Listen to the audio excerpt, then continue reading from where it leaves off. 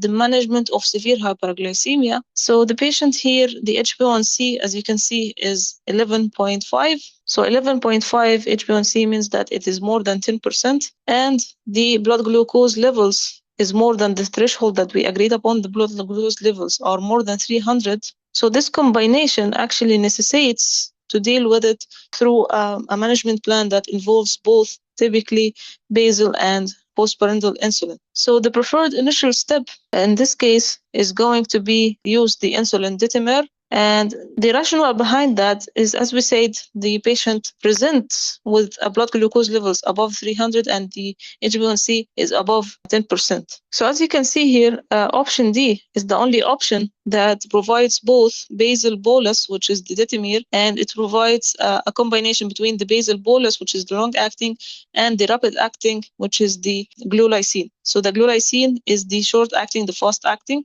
and the detamers is the long-acting.